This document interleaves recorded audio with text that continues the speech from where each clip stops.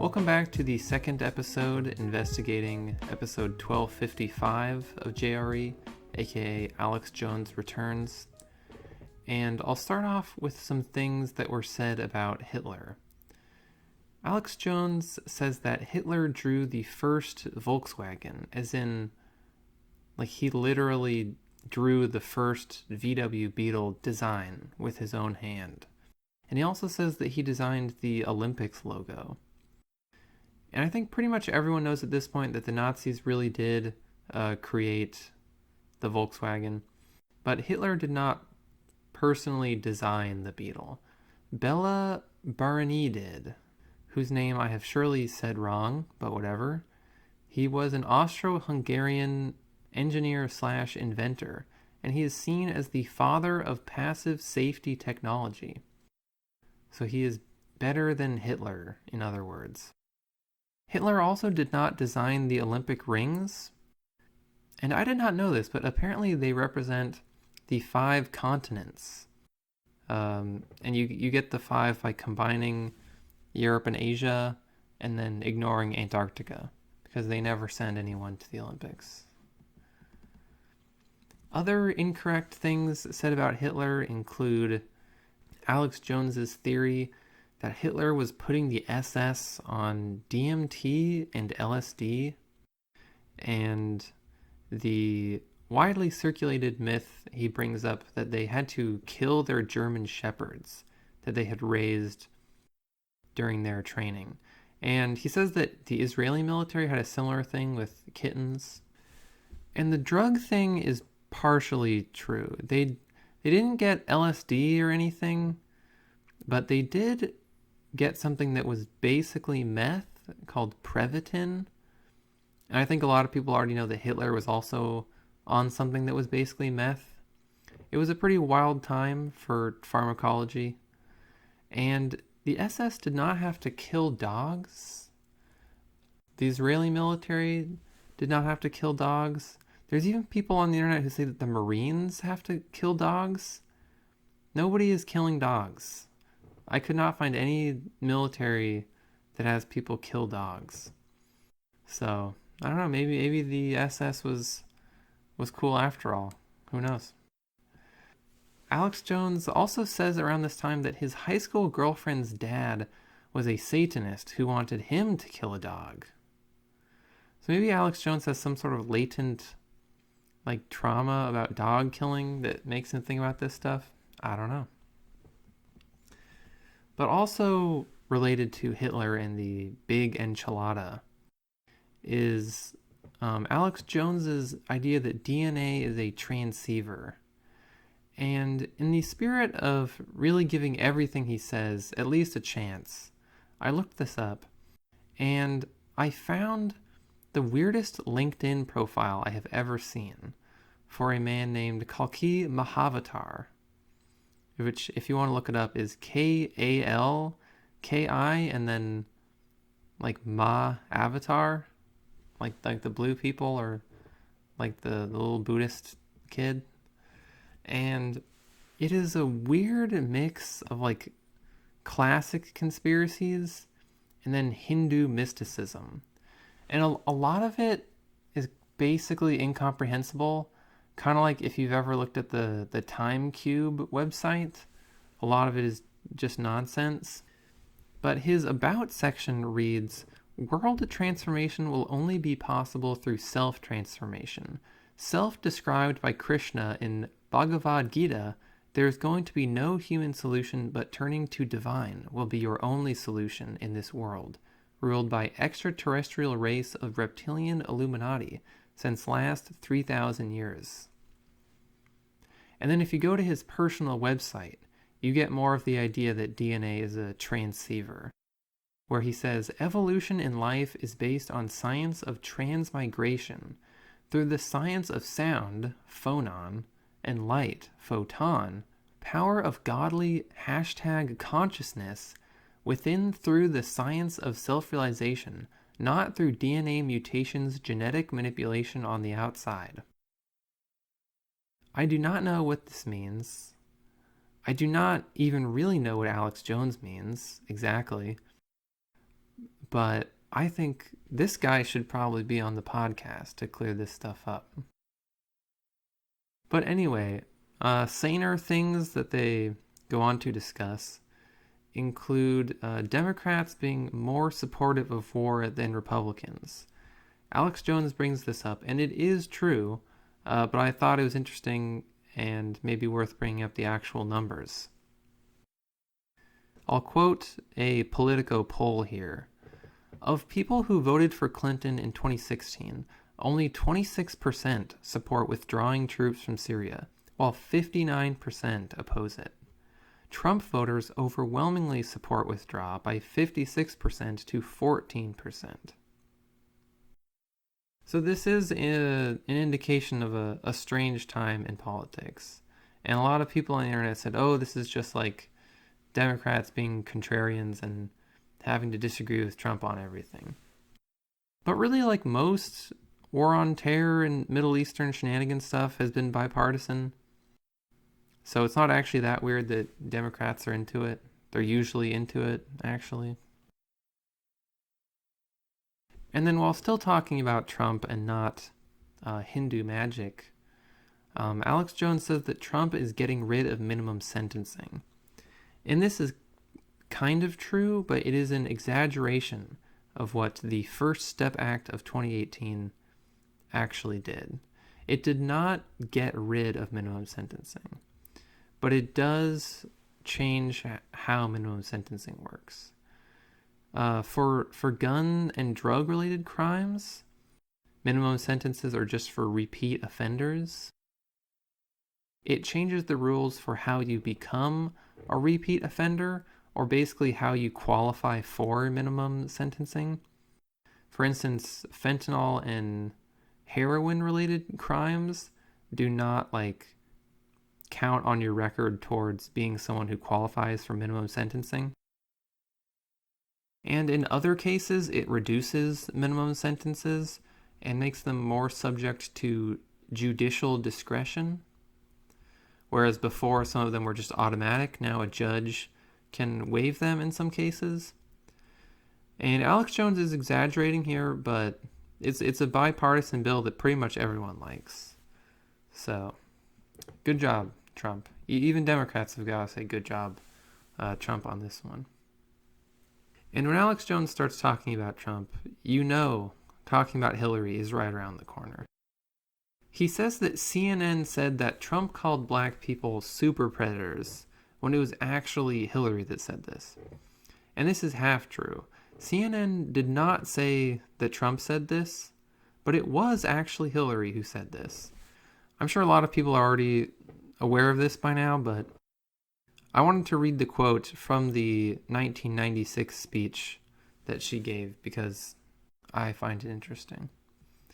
She said, "But we also have to have an organized effort against gangs, just as in a previous generation we had an organized effort against the mob. We need to take these people on. They are often connected to big drug cartels. They are not just gangs of kids anymore. They are often the kinds of kids that are called super predators. No conscience, no empathy. We can talk about why they ended up that way, but first we have to bring them to heel." It really is a very weird remark. The context does not make it any less weird. But why? I don't know. Why am I talking about Hillary in 2020? Does anybody really care at this point? I don't know. Other comments on the Democrats include Alex Jones saying that the nightly news comic gang, Colbert and Kimmel, etc., all their ratings are down, and that they are in direct communication with the DNC and are essentially told what to say. As for the ratings, this is kind of true. From what I could tell, there's not a universal trend in one direction or the other. It just varies by show. Colbert's ratings are up in the Trump era, but The Daily Show with Trevor Noah is at a 15-year rating low. So it really just depends. And there's no real evidence that all these people take orders from the DNC.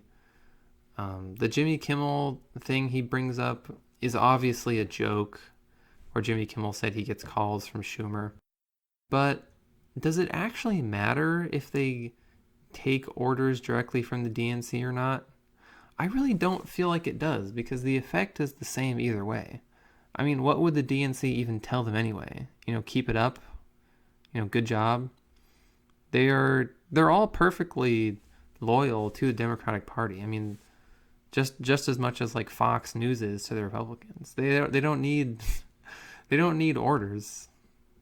Other TV comments include them saying that network TV doesn't have swearing and violence because advertisers won't let them.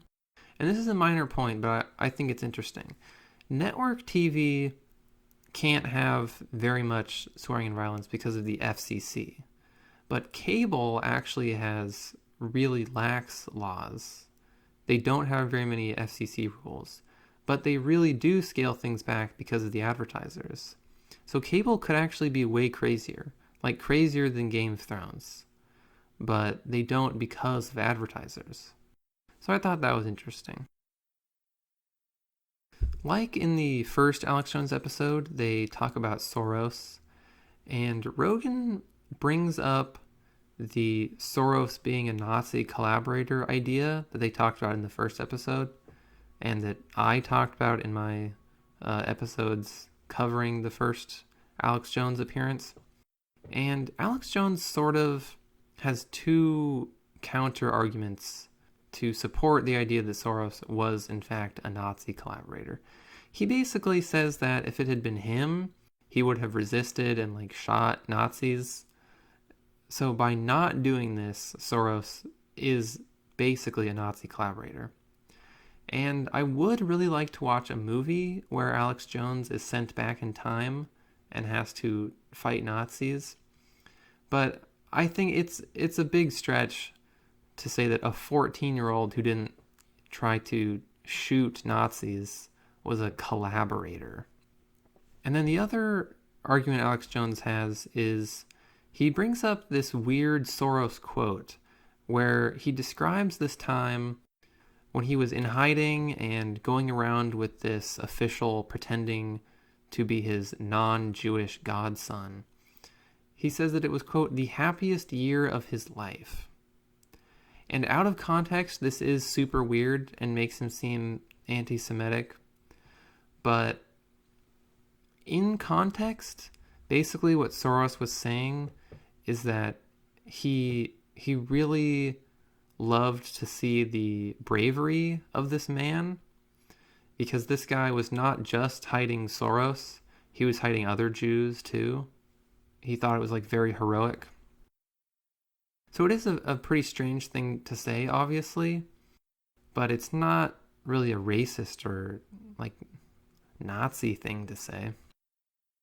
He goes on to say that Soros ran the breakup of the Soviet Union, which is a big exaggeration, but Soros really did fund pro-democracy groups that were opposed to the USSR in the 80s in Eastern Europe. And Alex Jones talks about this like it's a bad thing, but I don't see why he should have a problem with this. I mean, I assume that he does not like the USSR. Is Alex Jones like a closeted tanky or something? I don't think he is, but I mean, I think if he sat down, outside the context of the sort of crazed rant he was in, and just looked at what Soros actually did, he would probably actually approve. Alex Jones is pro-democracy. He's anti-communist. I think this is actually one thing where Soros and Alex Jones would probably agree. Things are briefly derailed when Eddie Bravo shows up. Alex Jones tries to get Eddie Bravo to choke him out. Alex Jones talks about how when he was 12, he had a girlfriend who would put makeup on him and choke him out. Some interesting, candid remarks. He talks about how fat he has become. Rogan encourages him to lose weight, perhaps through some sort of internet challenge, which did not come to pass, sadly. But eventually they do get back onto less personal things, And Alex Jones says that the government's syphilis experiments are still going on in Guatemala. He's referring to the Tuskegee syphilis experiments. And I could not find any evidence of this, and I don't really see how this would be plausible. I think in 2020, scientists know what happens to syphilis if it goes untreated, so there's not really a need for them to illegally experiment on people to try and find out. Other South American things that are brought up, Alex Jones says that Bobby Kennedy wanted to false flag bomb the U.S. Embassy in Honduras. And this is not true. However, Bobby Kennedy was somewhat involved in some potential false flagging. When he was Attorney General, he was in a meeting that discussed buying Soviet planes and then using them for a false flag to heat up the Cold War. But like Operation Northwoods, it did not end up happening. Which is good, because a heated up Cold War, could have been pretty bad. They come dangerously close around this point in the podcast to getting into a full-blown flat Earth argument. But luckily it is, much like the Cold War, narrowly avoided. And Eddie Bravo says that flat Earth is in your heart, which I agree with in a way. And they talk about Alex Jones funding a flat Earth expedition where he would put Eddie Bravo on a boat and sail him around the world, circumnavigating the globe. And I really wish they had gone through with this. I think it would be great. But weirdly, Eddie Bravo is very insistent while they're discussing it that he could not be the one on the boat. It would have to be someone he picked to represent him and Flat Earth, which is a little suspicious to me. I don't know why he wouldn't want to go himself. Part of me wonders if Eddie Bravo doesn't have some doubts about Flat Earth, but who knows? The last thing I'll talk about is the very strange case of Virginia Governor Ralph Northam. So earlier they talked about how he seemed to endorse post-birth abortions. And I didn't bring it up because it is basically true. But later, when he's brought up, Alex Jones says that he's in the KKK. And he is referring to a controversy where, if you remember, there was a picture in his college yearbook, in his personal section, the 2 pages that are oh, it's just this student highlighting him. And there's just randomly this photo of a guy in blackface and then a guy in a KKK robe. And neither are clearly him. And in his comments where he apologizes, he doesn't say which one is him. He does apologize. He said, oh, this is such a mistake. Very sad. I can't believe this. But he never actually offered an explanation as to why the photo was there. He never said, oh, I was drunk.